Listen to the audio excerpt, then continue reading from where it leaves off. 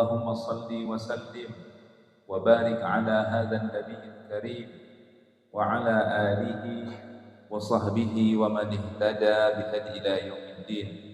رب اشرح لي صدري ويسر لي أمري واحلل عقدة من لساني يفقه قولي وبعد. Ayahanda ibunda, anak-anak kami, hadirin segenap jamaah salat maghrib yang diikuti dengan pengajian maghrib hingga menjelang isya Selasa malam Rabu ketiga ya. Sebagaimana biasa bersama saya di Masjid Al-Muhajirin Jalan Beringin Medan yang semua kita insyaallah dimuliakan dan dirahmati Allah Subhanahu wa taala. Amin.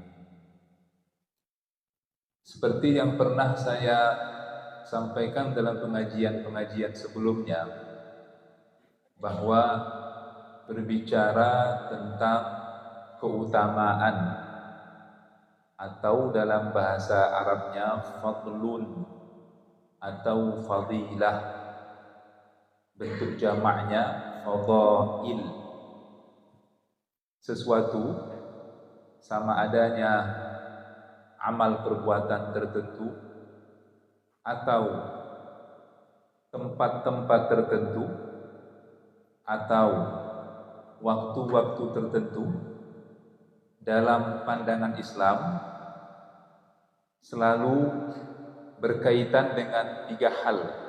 Selalu berkaitan dengan tiga hal. Pahala, yakni berupa tambahan pahala, atau Allah lipat gandakan pahala. Yang kedua sebaliknya, dosa, yakni berupa berkurangnya atau bahkan terhapusnya dosa. Dan yang terakhir ketiga berkaitan dengan derajat kedudukan seorang hamba di sisi Allah Subhanahu wa ta'ala. Keutamaan amal ini akan berbuah pahala begini, kan gitu kira-kira ya. Keutamaan amal seperti ini terkadang menghubungkan dengan di waktu tertentu akan menghapuskan dosa sedemikian dan semisal. Dan tiga hal ini, tambahan dosa, terhapusnya pahala, ditinggikan derajat kita, semua ini kita sadari adalah perkara gaib, betul? Arti gaib di sini bukan nggak ada, tapi sebaliknya kita yakini dia ada. Kalau nggak ada, nggak usah kita bahas. Kita yakini dia ada. Hanya saja wujudnya, keberadaannya tidak bisa ditangkap oleh alat-alat indera kita. Ya. Maka berbicara tentang keutamaan sesuatu dalam pandangan Islam tidak boleh semata-mata bersandar kepada akal pikir kita. Wong nggak bisa kita lihat, tidak bisa bersandar kepada bisikan hati kita, nggak bisa. Kita barusan sama-sama salat fardu maghrib berjamaah. Berhusnuzan, berbaik sangkalah kita kepada Allah bahwa kiranya ibadah salat maghrib barusan diterima oleh Allah, makbul. Maka konsekuensi ibadah yang makbul itu apa? Akan menambah pahala, kan begitu? Nah, pertanyaannya, adakah di antara kita yang tahu persis berapa sudah pahalanya bertambah usai salat maghrib barusan? Ada yang tahu? Ada yang tahu? Adakah kita yang tahu berapa persis dosa kita yang sudah terhapus dengan ibadah fardu maghrib berjamaah? Ada yang tahu? Seberapa sudah gerangan kedudukan kita Allah tinggikan di sisinya? Ada yang tahu?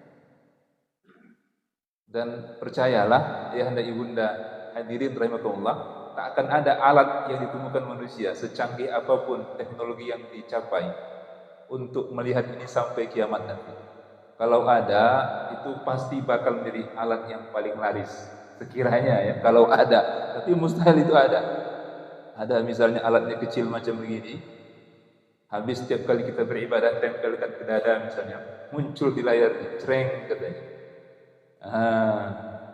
bahwa deposit pahala Anda bertambah sekian poin, katanya, nampak deh. Anda semakin dekat sekian jarak menuju surga. Wow, begitu ya. Sebaliknya misalnya, timbangan dosa Anda berkurang, Anda semakin jauh dari neraka. Ini kalau ditemukan alat ini bahaya juga ya. Bahaya ya. Sebab itu disitulah justru letak hikmahnya Allah itu tutupi.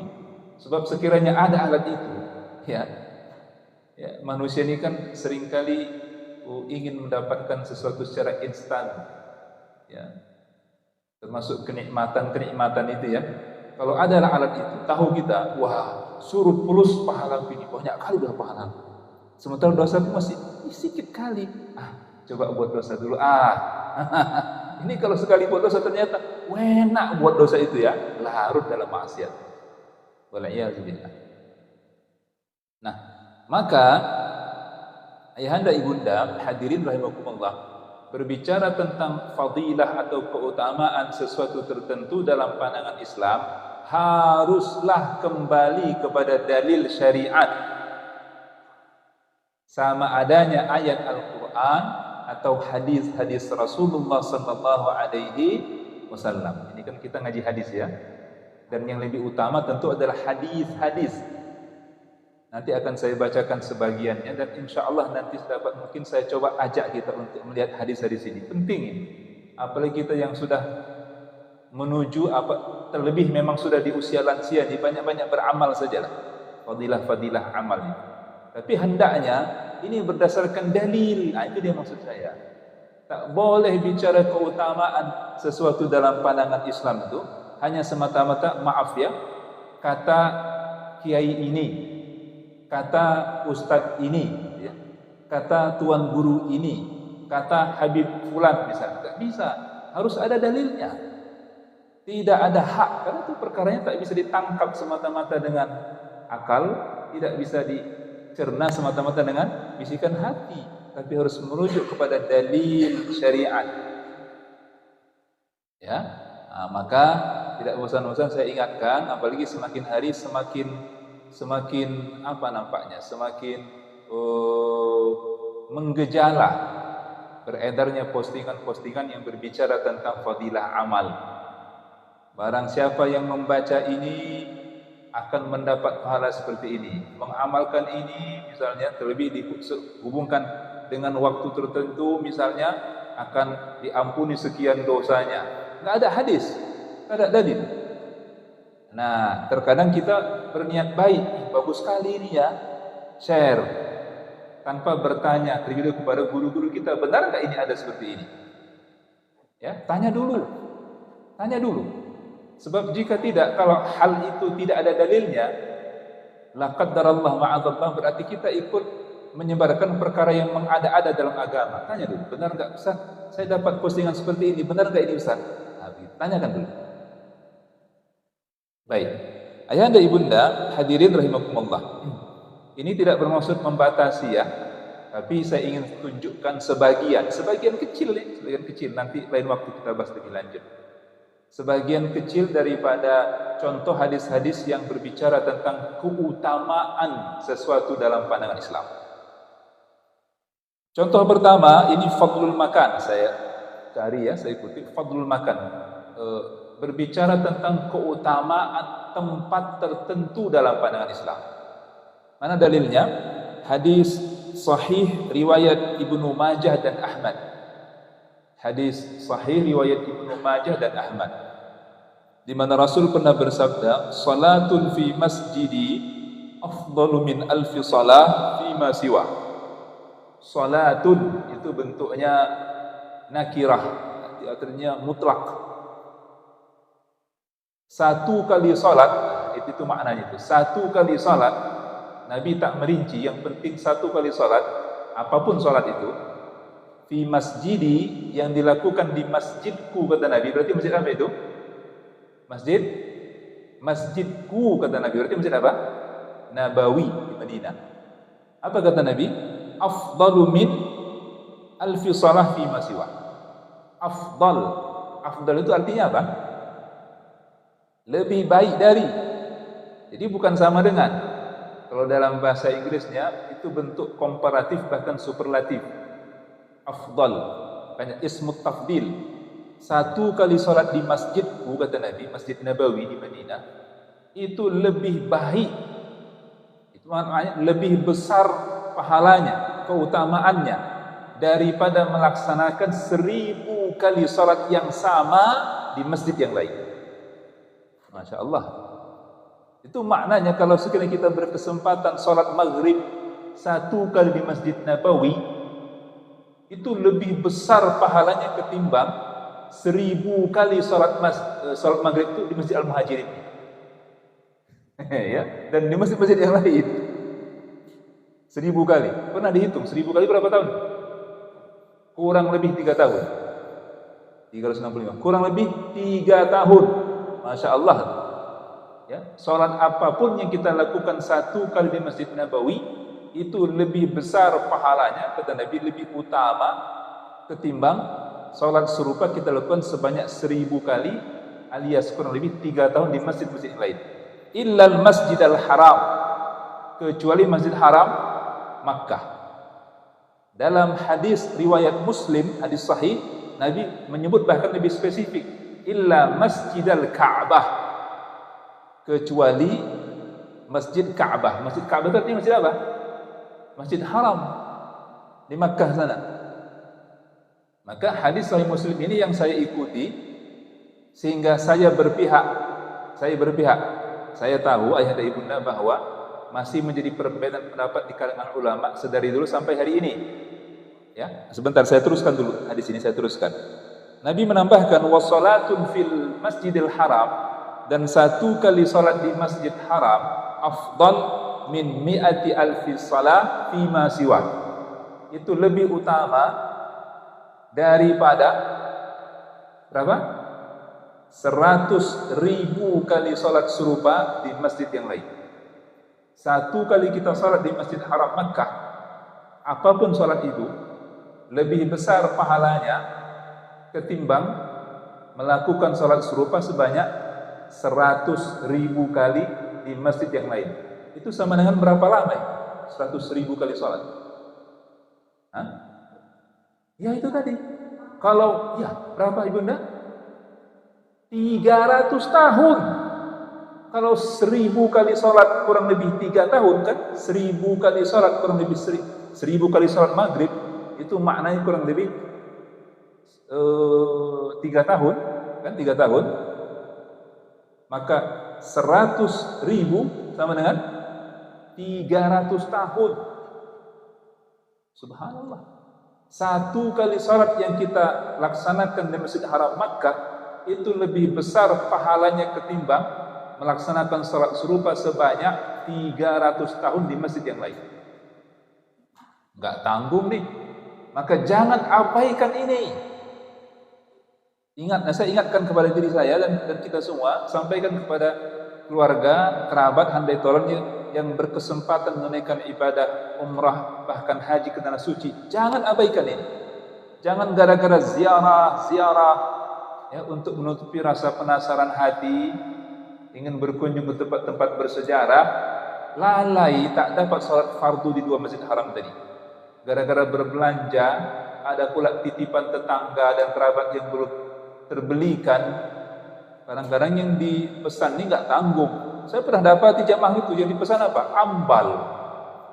Membebani tetangga, membebani keluarga. Tidak ada yang lebih utama untuk kita, kalaupun boleh ya, untuk kita mintakan, dan ini sebagaimana amalan para sahabat dulu, untuk kita mintakan dari orang-orang yang berkesempatan beribadah di tanah suci melebihi doa baik, agar kiranya mereka sertakan kita dalam doa baik mereka di tempat-tempat yang mustajab di sana. Jangan bebani mereka dengan menitip ambal, menitip ceret kuning segala macam. Di pajak ikan lama sudah banyak jual. Di Tanah Abang, tak perlu jauh-jauh membebani kerabat kita untuk membelinya di tanah suci sana, ya. Baik. Jadi ini hadis sahih riwayat Ibnu Majah dan Ahmad. Ya. Nah, tadi saya ingatkan memang Ulama Islam masih berbeda pendapat sedari dulu sampai hari ini tentang yang dimaksud dengan 100.000 kali salat ini, apakah hanya terbatas untuk Masjid Haram atau untuk tanah Makkah. Ya, karena belum lama ini saya ditanya oleh seorang jamaah usai salat Jumat di gedung Menara BRI, Ustaz, saya barusan pulang haji. Dalam haji barusan berbeda pendapat kami jamaah sebagaimana yang disampaikan oleh pembimbing ibadah haji kami, katanya nggak apa-apa Bapak Ibu sholatnya di hotel, nggak apa-apa karena tetap juga dapat keutamaan 100.000 kali sholat tadi. Saya bilang kalau yang dimaksud itu adalah sementara jamaah yang sudah lansia, khawatir teruk itu apa? Capek mereka karena mobilitas pulang balik hotel ke Masjid Haram pas pada saat puncak ibadah haji sudah letih, patutlah. Tapi kalau Anda yang masih 40-an tahun, saya bilang masih sehat, ya, berkorban sudah dengan 60 juta, menunggu sebanyak 15 tahun bahkan lebih, datang ke tanah suci, sholatnya di Hotel Zamzam, apa cerita? Saya bilang sholat di Hotel Zamzam. Janganlah, saya bilang, paksakan diri itu setiap sholat waktu pergi ke sana, untuk kurun waktu 2 minggu, ya, yang belum tentu berulang seumur hidup kita. Apa gunanya kalau di hotel juga sholat? Pergi ke Masjid Haram. Nah, saya juga merujuk kepada hadis tadi, hadis Muslim, ya, di mana Nabi menyebut itu Masjidul Ka'bah. Jadi kalau disebut Masjidul Ka'bah itu Masjid Haram, bukan masjid di Aziziyah, bukan masjid di di Mahbas Jin dan lain sebagainya. Di Masjid Haram. Masjid Haram itulah yang ada Ka'bahnya di situ, ada Ka'bahnya. Baik. Berikutnya ada hadis berbicara tentang fadlul zaman, keutamaan waktu tertentu. Misalnya ini juga pernah kita singgung dalam pengajian yang lalu, ya, Rasul pernah bersabda, fa inna umratan fi Ramadan, sesungguhnya 1 kali umrah di bulan Ramadan. Nabi tak membedakan apakah di awal, di tengah atau di akhir, yang penting 1 kali umrah di bulan Ramadan. Apa pahalanya? Sama dengan 1 kali haji ma'i bersama Rasulullah sallallahu alaihi wasallam. Ini hadis sahih Bukhari Muslim. Hadis sahih Bukhari Muslim. Ya.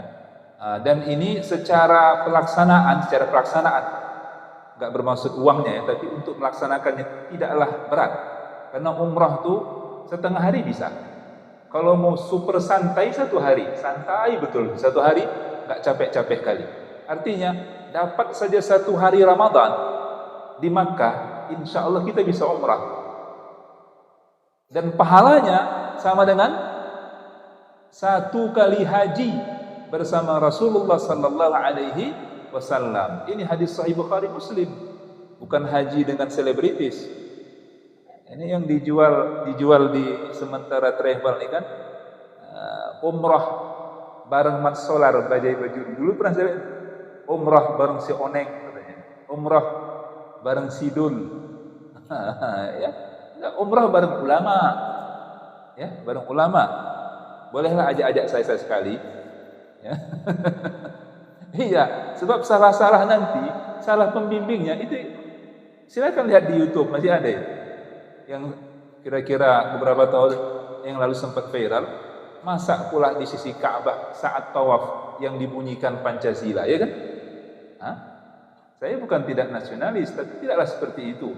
Kita sedang berada di sisi rumah Allah, Baitullah. Kenapa satu dan lain produk manusia yang sudah mati penciptanya, Pancasila itu sudah mati, itu yang kita elu-elukan? Kita sedang berada di sisi rumah Allah. Agungkan dia, muliakan dia, puji dia. Tak bisa kita baca doa-doa khusus. Memang tak ada khusus, paling baik doa khususnya cuma antara apa itu? Rabbana atina fid dunya hasanah wa fil akhirati, rukun yamani. Dengan di sisi rukun yaman itu saja. Yang ada doa, selebihnya bebas. Boleh baca Quran, apapun zikir yang kita mau baca. Jangan kemudian Pancasila yang dibesarkan di sisi rumah Allah. Pada saat sa'i nanti mars organisasinya, lihat di YouTube masih ada itu, ya. Maka perlu mendapat pembimbing yang berilmu, bukan abal-abal, supaya ibadah kita itu sesuai dengan sunnah Rasulullah sallallahu alaihi wasallam. Baik, itu tadi keutamaan apa? Keutamaan waktu. Bagaimana Nabi mengkhususkan satu kali umrah khusus di bulan Ramadan. Itu pahalanya sama dengan satu kali haji bersama Rasulullah sallallahu alaihi wasallam. Berikutnya ada keutamaan amal, fadlul amal. Keutamaan amal tertentu. Apa contohnya? Antara lain Nabi pernah bersabda begini, "Man tawadda'a fa ahsanal wudu'." Barang siapa yang berwudu dan menyempurnakan wudunya. Ini banyak nanti. Lain waktu kita bahas tentang hadis-hadis yang berbicara tentang keutamaan wudu, ya, termasuk sebagai penggugur dosa. Nah, tapi dalam hadis ini yang saya kutip, Nabi bersabda begini, barang siapa yang berwudu dan menyempurnakan wudunya, itu artinya dibasuhnya betul-betul hingga seluruh anggota tubuh yang memang wajib dibasuh saat berwudu. Yang mana 3 kali sunnahnya disempurnakan 3 kali. Ya, kecuali membasuh kepala hanya sekali saja Nabi lakukan. Mulai dari manabitus sya'ri, tempat tumbuhnya rambut, hingga ke belakang, dibalik langsung ke telinga sekali. Ya. Maka apa kata Rasulullah? Barang siapa yang berwudu dan menyempurnakan wudunya, lantas kemudian dia membaca doa berikut sudah berwudu, apa doanya? Apa doa habis berwudu? Ayo. Ashhadu an la ilaha illallah wahdahu la syarika lah wa ashhadu anna Muhammadan abduhu wa rasuluh. Allahumma ja'alni minat tawwabin waj'alni minal mutatahhirin waj'alni min ibadikas salihin. Begitukah? Ya, betul? Ya. Maaf, tambahan waj'alni min ibadikas salihin belum saya dapati dalilnya. Ya, entah kalau ada riwayat yang belum saya temukan, tapi ini yang saya kutip hadis sahih riwayat Tirmidzi. Hadis sahih riwayat Tirmidzi, dan ini yang sudah saya amalkan bertahun-tahun. Jadi doa itu asyhadu an la ilaha illallah wahdahu la syarikalah wa asyhadu anna Muhammadan abduhu wa rasuluh. Allahumma ja'alni minat tawwabin wa ja'alni minal mutatahhirin. Berhenti di sini. Maka apa keutamaan? Ini kan amal. Keutamaan untuk orang yang mengamalkan itu, kata Rasulullah, futihat lahu thamaniyatu abwabil jannah. Niscaya Allah akan bukakan untuknya kelak di akhirat 8 pintu surga. Ini hadis sahih. Hadis ini sekaligus menunjukkan bahwa di surga ada berapa pintu? 8 pintu. Nanti kita bahas. Ada hadis-hadisnya. Di surga terdapat 8 pintu, yang masing-masing pintu dikhususkan untuk orang-orang yang mengamalkan ibadah-ibadah tertentu. Di antaranya ada pintu untuk orang yang berpuasa. Apa nama pintunya? Fatih. Pintu Ar-Rayyan. Mungkin Pak Haji punya anak atau cucu si Rayyan namanya ya. Iya, tak apa, bagus. Beri nama anak cucu dengan nama Rayyan. Rayyan itu nama yang baik. Rayyan itu nama pintu di surga yang Allah peruntukkan khusus bagi siapa? Orang-orang yang berpuasa. Kata Nabi dalam satu riwayat, nanti malaikat penjaga pintu Rayyan itu akan menyuruh, ainas saimun, ainas saimun, mana orang-orang yang berpuasa semasa hidupnya, mana orang-orang yang berpuasa semasa hidupnya, silahkan masuk. Ketika sudah masuk semuanya, ditutup pintu tadi, tak boleh masuk, tidak diperkenankan orang yang tidak berpuasa. Ingat nih, maka sampaikan kepada anak cucu kita, jangan lalaikan puasa Ramadan. Ini saya lihat nih, ada fenomena semakin ke belakang nih, semakin tak malu orang tak berpuasa. Semakin tak malu. 40-an tahun yang lalu, waktu kecil-kecil saya, ya, 50-an tahun yang lalu, itu kalau ada kawan-kawan tak puasa, cakap orang Medan, kita lewein sampai nangis. Pulang dia menangis karena tak puasa. Sekarang ini sebaliknya, gagah-gagahan depan mata dia tak puasa dia. Tak ada malunya lagi. Dulu pada saat kira-kira di penghujung tahun 80-an lah, saat saya masih di pesantren, ada saat saya berkunjung ke Kampung Besilam. Nah, Kampung Besilam, kebetulan Tuan Guru Besilam saat ini itu teman baik saya semasa di pesantren. Kawan satu, lemarinya bersebelahan dengan kamar saya. Jadi ada saat dulu liburan main saya ke sana, diajaknya main ke Besilam. Dia bilang, ingat betul saya katanya, Azmi, dulu di kampung ini kalau ada laki-laki yang sudah dewasa ketahuan tak puasa, digundul gitu. Digundul, tak tahu kalau sekarang ya, dulu. Nah, maka ingatkan kepada anak cucu kita, jangan biarkan mereka tak berpuasa. Jika tidak, tak dapat mereka kebaikan ini. Ya, baik. Tanamkan rasa malu tidak puasa, bukan sebaliknya. Hormati yang tidak puasa. Kacau itu kan. Ada pula pernyataan sementara pejabat negeri ini pada masanya gitu kan. Hormati orang yang tidak puasa. Baik. Kelak akan dibukakan 8 pintu surga untuknya, yadkhuluha min ayyiha sya'. Allah akan perkenankan dia masuk dari pintu manapun dari 8 pintu surga ini. Maka jangan abaikan kewajiban doa sesudah wudu. Ini hadis sahih. Cuma hati-hati ya, karena nanti sudah kebiasaan langsung kita baca, rupanya toilet. Ya keluar dulu. Kalau cuma sebatas tempat wudu saja, tak ada toilet, tak ada tempat najis, boleh. Tapi kalau tempat wudu bersamaan situ juga ada tempat buang air, jangan. Keluar dulu baru baca doanya. Ya, sebab tak patut kita baca asma Allah di tempat yang kotor, tempat syaitan. Allahumma inni a'udzubika minal khubuthi wal khaba'is. Makanya kita disuruh untuk berdoa. Sunnah Nabi setiap kali masuk toilet itu kita berlindung dari setan-setan, laki-laki dan setan wanita. Baik. Berikutnya juga terkait dengan amal tertentu. Rasul pernah bersabda begini ketika ditanya, "Ya Rasulullah," oleh sementara sahabat, "apa keutamaan berpuasa hari Arafah?" Nabi jawab, kata Nabi, "Aku berharap berpuasa satu hari Arafah." Satu hari Arafah, tanggal berapa itu? 9 Zulhijjah. Apa pahala kata Nabi? Apa keutamaannya? Maafkan pahala keutamaan kata Nabi, "Yukaffiru sanatal madiyah wal baqiyah." Niscaya akan menggugurkan, menghapus dosa-dosa setahun lalu dan setahun yang akan datang.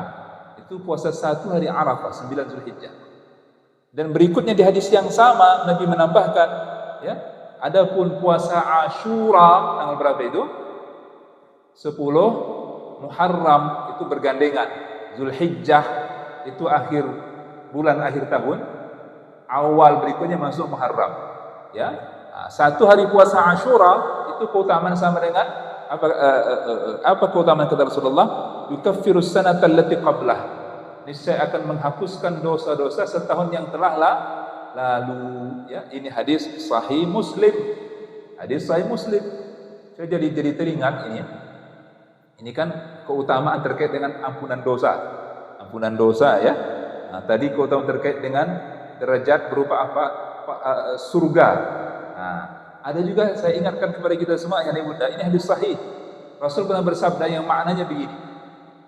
Apabila seorang muslim ikut menyolatkan saudaranya muslim yang meninggal, artinya salat jenazah, lantas dia pulang ke rumah, maka kata Nabi, niscaya dia pulang dengan membawa 1 qirat. Dan apabila dia terus usai menyalatkan ikut menguburkan baru kemudian pulang ke rumah, maka dia pulang dengan membawa 2 qirat kata Nabi. Ditanya oleh sementara sahabat, "Wa mal qiratu ya Rasulullah?" Apa yang kau maksud dengan qirat itu ya Rasulullah? Kata Nabi, "Mislu Uhudin." Pahala sebesar bukit Uhud. Itu pahala yang besar. Makanya saya ingatkan, sebaik-baik saat di mana kita bertakziah harusnya kondisikan waktu supaya bisa ikut menyolatkannya minimal kalau bisa. Ini maaf ya, ada kekeliruan di tengah sementara masyarakat kita pada saat mendengar berita wafatnya orang-orang yang kita sayangi, yang ditanya kapan malam ketiganya. Malam ketiga ditanya. Bukan menyolatkannya yang dikejar, malam ketiganya. Ya. Nah, jadi kalau memang masih memungkinkan, ya tidak mengganggu pekerjaan kita, sempatkan untuk ikut menyolatkannya. Sebab itulah agaknya sebaik-baik hal yang bisa kita perbuat sebelum dia dikuburkan.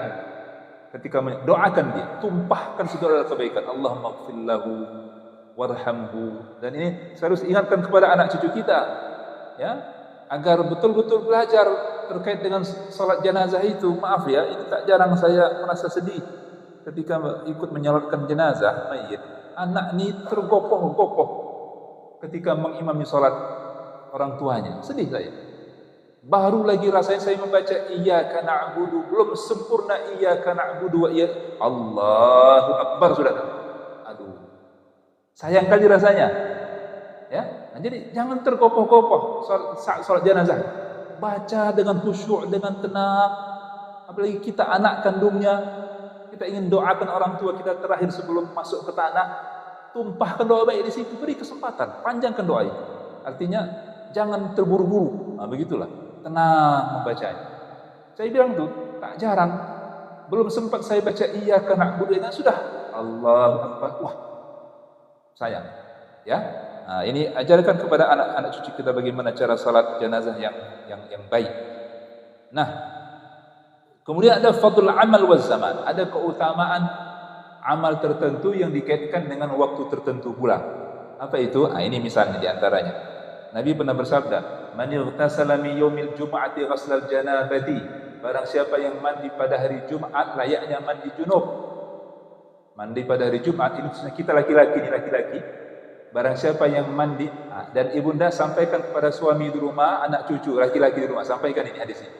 Ya, barang siapa yang mandi pada hari Jumat layaknya mandi junub, lantas kemudian dia bersegera pergi ke masjid untuk niat menunaikan fardu Jumat berjamaah di awal waktu, di jam-jam pertama kata Nabi, nanti akan saya jelaskan, di jam pertama, faka'annama qarraba badanah, Allah beri untuknya pahala seperti berkurban dengan seekor unta yang gemuk. Unta yang gemuk, sebentar ya, saya akan jelaskan. Unta yang gemuk. Dan barang siapa yang pergi sudahnya pada jam kedua, Allah beri untuknya pahala seperti berkurban dengan bakarah, sapi betina. Sebab biasanya sapi betina itu lebih banyak dagingnya daripada sapi jantan. Dan barang siapa yang pergi sudahnya pada jam ketiga, Allah beri untuknya pahala seperti berkurban kabshan akran, dengan seekor domba jantan bertanduk. Karena lazimnya domba jantan itu lebih banyak dagingnya daripada domba betina. Wa marrah fi sa'atir rabi'ah, dan barang siapa yang pergi pada jam keempat sesudahnya, Allah beri untuknya pahala seperti berkorban dengan seekor ayam dajajah. Dan barang siapa yang pergi sesudahnya pada jam kelima, Allah beri untuknya pahala seperti berkorban dengan sebutir telur. Hatta idza, hingga ketika imam khatib sudah naik ke atas mimbar, berhenti malaikat mencatat keutamaan, berhenti. Malaikat-malaikat yang semula mencatat tadi ikut masuk ke dalam masjid. Yastami'una dzikr, ikut menyimak khutbah yang disampaikan oleh sang khatib. Maka Masya Allah tu ya, kalau khatibnya ada itu dipersiapkan betul khutbah itu, karena malaikat ikut menyimaknya, Masya Allah. Ya, jadi ada penjelasan yang baik dari Syekh Al-Utsaimin. Nah, begini ya, di situ kan jelas berarti Nabi tempatkan berkorban dengan seekor unta itu pada tempat yang lebih mulia daripada berkorban dengan seekor sapi. Karena lazimnya memang unta itu lebih banyak dagingnya, lebih mahal harganya daripada sapi. Nah, pertanyaannya, jangankan unta, maaf ya, saya rasa umum kita yang mungkin sementara kita nih sudah ada nampak dari tampilnya yang sudah 50 ke atas, 60 bahkan 70. Maaf ya, mungkin seumur hidup kita yang sudah melebihi setengah abad ini belum pernah berkorban utuh dengan satu ekor sapi. Betul? Termasuk saya. Yang biasanya ya ikut bergabung, tapi satu ekor sapi utuh belum pernah. Insya Allah di masa ke depan ada rezeki, insya Allah. Nah, tapi kalau yang memang bergabung alhamdulillah sudah biasa lah. Karena saya tidak mengikuti pendapat satu lain guru kita mengatakan, ini bahasa Medannya ya, pinomat sekali seumur hidup. Itu pernah saya dengar dulu waktu ngaji ketek kecil-kecil dulu. Kata guru kita, berkorban tuh pinomat sekali seumur hidup. Makanya kalau begitu fatwanya, tidaklah heran kalau pernah saya khutbah di satu tempat, ramai jamaahnya, tapi sapinya cuma 3 ekor. Misalnya, kenapa? Karena itu mungkin begitu, tertanam dalam benak sementara jamaah tadi, pinomat sekali seumur hidup. Padahal Nabi bersabda, man wajada sa'atan falam yudhi fala yaqrabanna musallana. Barang siapa yang punya kelapangan rezeki tapi enggan untuk berkorban, maka jangan sekali-kali dia mendekati tempat salat kami, kata Nabi. Masya Allah. Jadi berkorban itu bukan sekali seumur hidup, tapi apa? Setiap tahun bagi yang mampu, setiap tahun. Anjurannya sunnah, setiap tahun. Jangan bilang sekali seumur hidup. Nah, pun begitu, ini kata Rasulullah. Umum kita mungkin belum pernah berkorban dengan satu ekor sapi utuh. Konon pula dengan satu ekor unta utuh. Ini ada kesempatannya. Ada kesempatannya apa itu? Bersegeralah pergi ke masjid untuk menunaikan fardu Jumat dengan terlebih dahulu mandi junub, bersih-bersih seperti hal mandi junub. Sampaikan ini kepada anak cucu suami kita laki-laki di rumah yang belum mendengar ini. Ini hadis sahih muttafaqun alaih. Enggak tanggung, ini hadis muttafaqun alaih, ini menduduki peringkat kekuatan sanad kedua sudah hadis mutawatir, muttafaqun alaih. Ya, tak ada satupun ulama yang membantah hadis. Kapan itu Ustaz? Saya cari penjelasan ulama. Kapan itu jam-jam yang 5 tadi? Ada pendapat yang baik dari Syekh Al-Utsaimin mengatakan, bagilah waktu dari terbit matahari Jumat, karena kan bisa berbeda dari satu minggu ke Jumat berikutnya. Lihat dari terbitnya matahari, sunrise, sampai masuk waktu Jumat di hari itu. Bagi 5. Bagi 5. Saya pernah hitung-hitung. Jadi kalau mau dapat pahala unta gemuk itu kira-kira jam 8 sampai 9 pagi. Ada yang pernah? Belum pernah ya? Saya pun belum pernah. Kalau jam 10, biasa dulu jam 10. Waktu masih di pesantren, ya, 20 orang satu kamar, sumpek, daripada sumpek di kamar mending ke masjid. Ya, kalau di Jakarta dulu biasa jam 10 keluar dari rumah tapi nyampe masjid jam 12 juga. 2 jam di jalan kena macet. Ya, mau khutbah. Nah, tapi ini benar saya tekankan ini, terutama kepada ayahanda yang sudah pensiun ini, yang tidak lagi ikatan kerja, sudah pensiun. Tekadkan. Tak bisa sekali sebulan, sekali 2 bulan, dicoba. Bahasa saya sederhana. 60 tahun sudah Allah beri kita nikmat hidup sehat, alhamdulillah. 70 tahun. Masa tak pernah kita ayunkan kaki kita jam 8 pagi, 70 tahun sudah kita ke masjid? Sekalipun tak pernah. Kita nikmat, di Indonesia nikmat. Kita tidak seperti halnya di sementara negara ya. Di tahun 90-an saat saya masih kuliah di Kairo dulu, itu ada sementara kawan-kawan yang berkuliah di Tunisia bercerita, kami di Tunis, termasuk orang-orang Arab yang bertutur ke saya di Tunis dulu, 1 jam habis sholat jamaah wajib tutup pintu masjid. Tak boleh orang berdiam di masjid. Kenapa? Karena presiden saat itu namanya Bouteflika, ya, presiden Tunisia, tidak ingin masjid itu menjadi pusat pergerakan. Dia khawatir masjid itu menjadi pusat pergerakan yang berpotensi menggulingkan kekuasaannya, seperti halnya penggulingan Husni Mubarak di Mesir. Itu kan lewat masjid, gerakan-gerakan di masjid, Rabi' al-Adawiyah. Makanya ada tandanya begini dulu kan. Nah, di masjid dia takut kalau ada gerakan itu. Isya. Oh, sebentar ya, sebentar. Jadi makanya 1 jam habis sholat jamaah paksa keluar. Kita kan tidak. Gimana Pak Rifai? Kalau ada jamaah datang jam 8 pagi dilarang? Nggak ada yang melarang kan? Paling-paling AC-nya belum hidup. Ya, nanti datang misalnya marbot, maaf ya Pak Haji ya, bersihkan dulu. Tapi tidak melarang. Nikmat nggak itu? Nikmat. Ada yang melarang. Datanglah. Coba sekali 2 bulan, bawa air minum, bawa sekian butir kurma. Duduk kita syahdu bersama Allah, berzikir, membaca Al-Quran, berdoa yang baik-baik. Ya kan? Masya Allah. Ya sudah 70 tahun kita hidup, tak pernah kita pergi ke masjid di waktu itu. Ayo. Ya. Saya tekad nanti kan lambat laun kan jadi kebiasaan. Nikmat, jadi kebiasaan. Yang semula mungkin hanya 3 bulan sekali, mungkin bisa sebulan sekali. Begitu. Dapat kita pahala berkorban dengan seekor, tak pun unta, seekor sapi yang gemuk, utuh. Itu pahalanya itu. Yang belum tentu tanpa berkorban dengan 1 rupiah pun. Tanpa berkorban dengan 1 rupiah pun, tapi dicatat insya Allah bahwa kita pernah berkorban dengan seekor sapi, bahkan unta yang utuh. Amin. Allahumma. Ya, baik.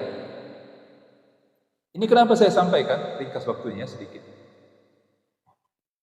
Ini kalau mengaji maghrib takut-takut nih waktunya. Belum lama ini ada jamaah yang bertanya kepada saya, Ustaz, apa ada hadis yang secara khusus berbicara tentang keutamaan puasa Rajab? Nah, ini mungkin sudah ada yang dapat di postingan media sosial. Keutamaan puasa 27 Rajab. Begini. Niscaya akan mendapat pahala seperti berpuasa selama 60 tahun. Maksudnya ada begitu. Yang berada di media sosial. Keutamaan Qiyamul Lail malam 27 Rajab.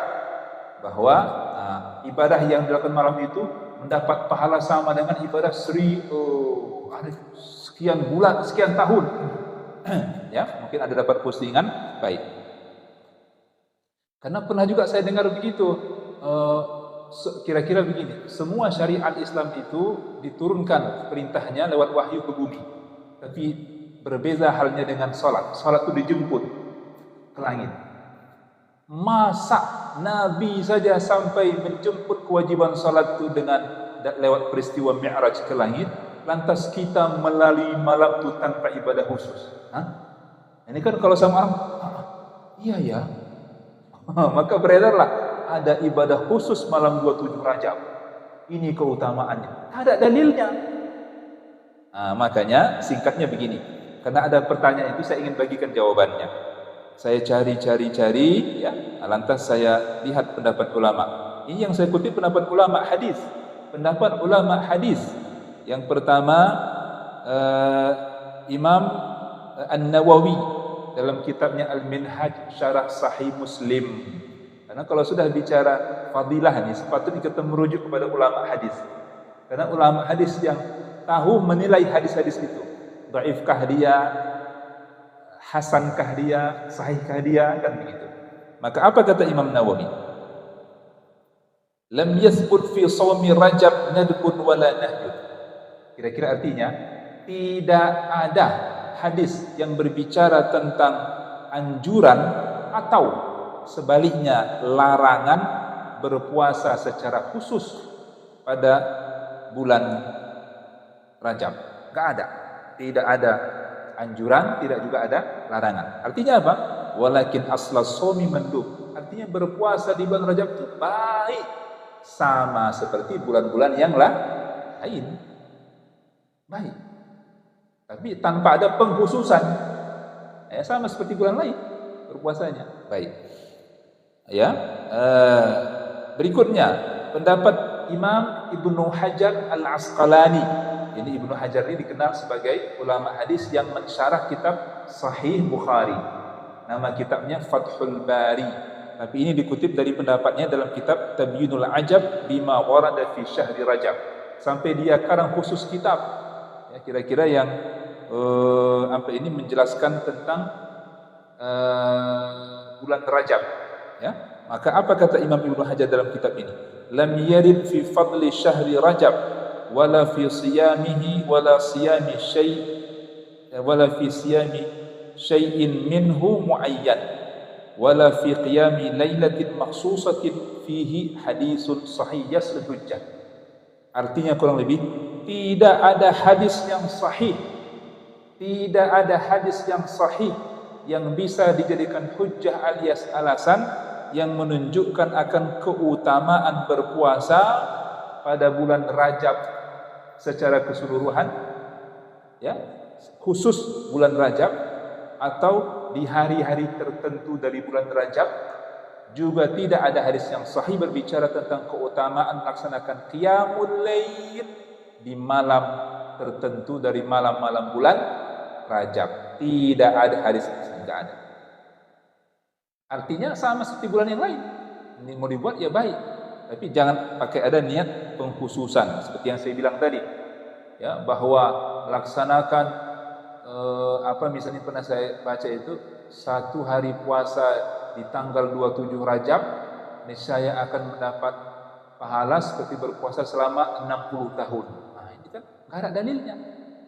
Ya, atau melaksanakan Qiyamul Lail pada malam 27 Rajab itu sama kebaikannya seperti beribadah selama 1000 tahun misalnya.